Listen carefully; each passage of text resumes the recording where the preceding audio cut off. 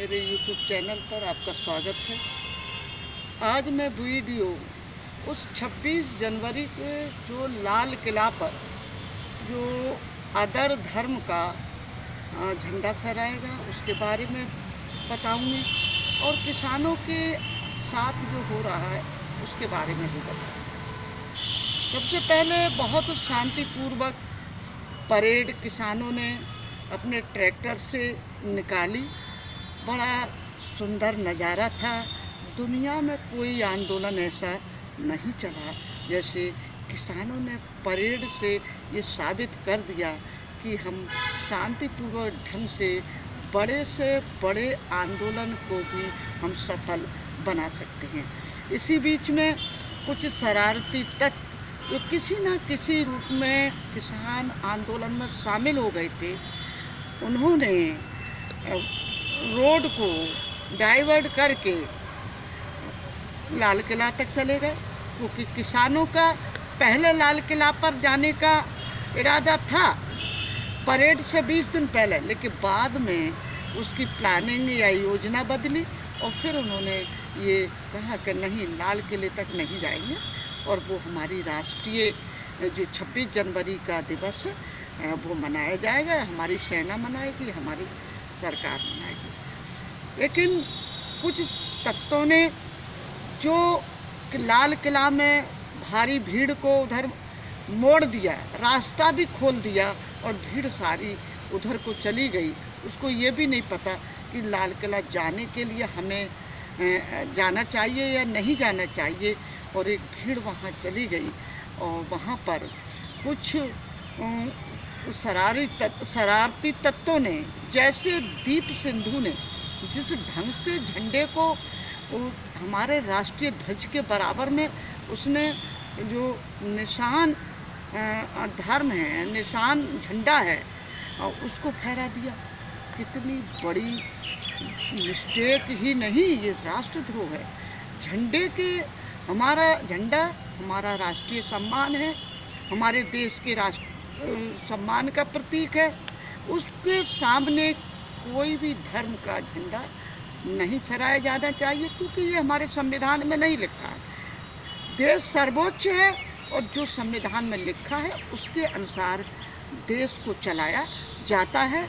हर धर्म का सम्मान है, अपने अपने क्षेत्र में सब धर्म समान है, कोई धर्म छोटा बड़ा नहीं है। लेकिन जिस तरह से किसान आंदोलन में हिंसा फैलाने के लिए, उसमें झगड़ा फैलाने के लिए, सिख हिंदू झड़प कराने के लिए, युद्ध कराने के लिए, ये शरारती तत्वों का एक काम रहा है। कभी हिंदू मुस्लिम कराएंगे, कभी हिंदू सिख कराएंगे।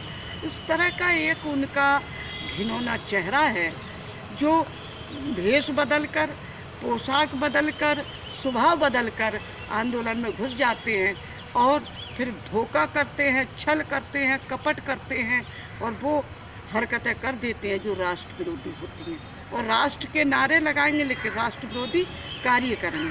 तो बहुत ही ज़्यादा अशोभनीय, अफसोसजनक और देश पर एक बहुत बड़ा धब्बा है।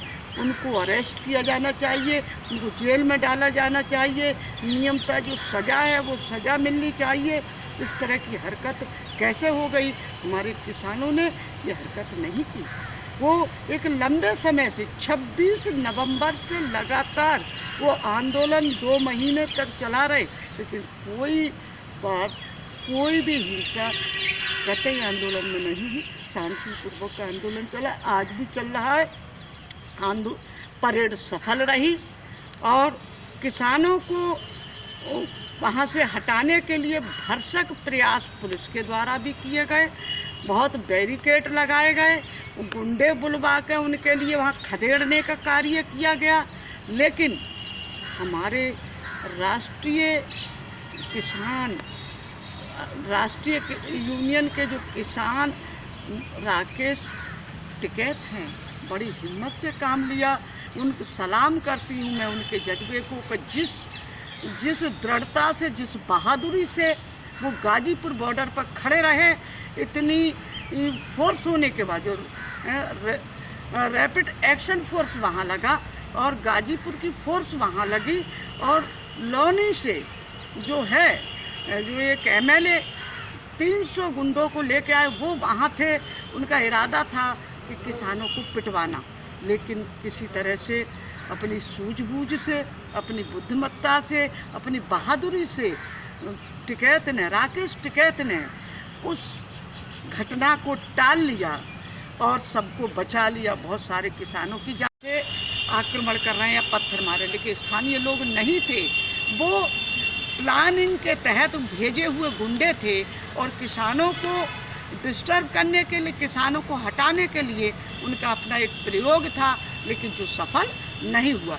इसी तरह से टिहरी बॉर्डर पर ये कहा कि आंदोलन हट गया, लेकिन नहीं, टिहरी तमाम राजस्थान से किसान आए और तमाम यहाँ तक जो किसान नहीं थे वो भी उसमें छोटी छोटी जोत वाले शामिल हुए कि नहीं, ये लड़ाई किसानों की नहीं है, ये हमारी भी है, क्योंकि रोटियां कारपोरेट की तिजोरी में बंद हो जाएगी तो हम क्या खाएंगे।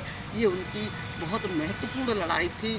इस तरह से किसान डटे रहे, हरियाणा के किसान, और हरियाणा के सलाम है हरियाणा के किसानों को कि उन्होंने सिंध बॉर्डर जाके संभाला, गाजीपुर बॉर्डर में भी बहुत सारे आए उससे मुकाबला करने का, उनका सामना करने के लिए, क्योंकि किसान एकदम एक हो गया है पूरे देश का।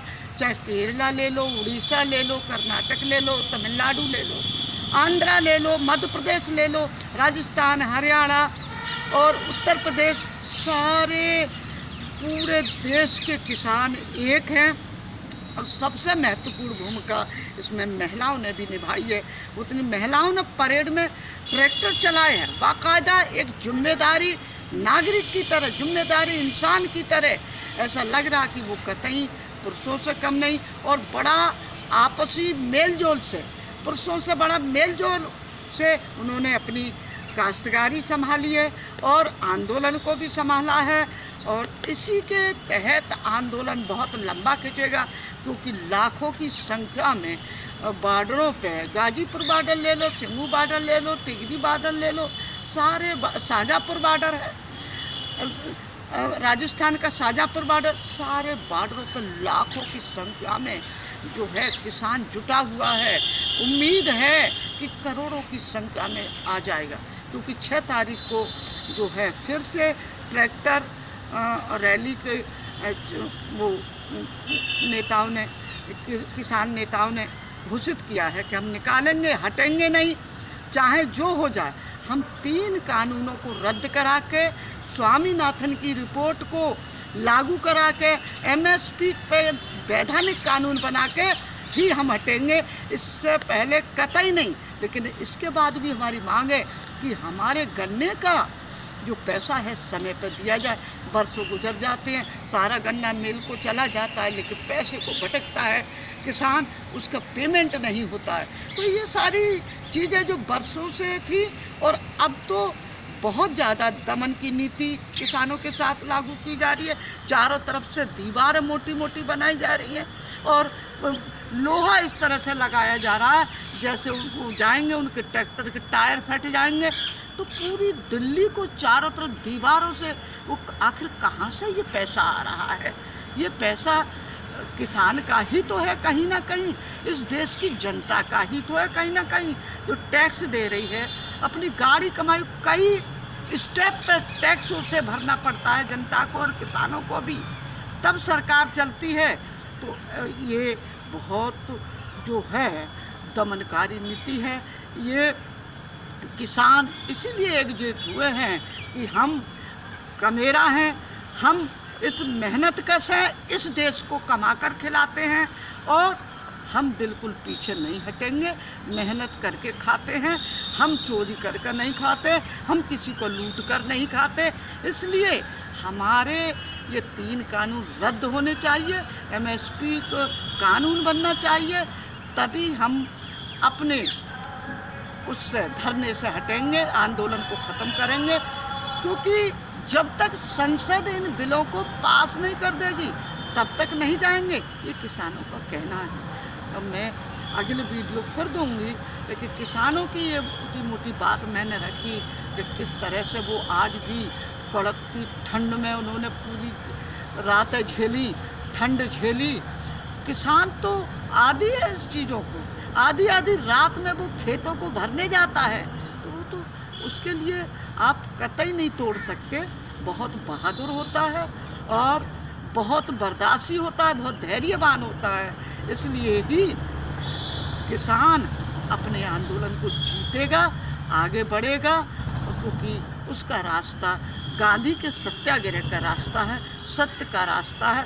सत्य देर हो सकती है, कभी दबता नहीं है, कभी हारता नहीं है। मैं अपनी बात ख़त्म करती हूँ। अगर मेरा वीडियो सही लगा हो, लाइक करें, शेयर करें और कमेंट करना न भूलें।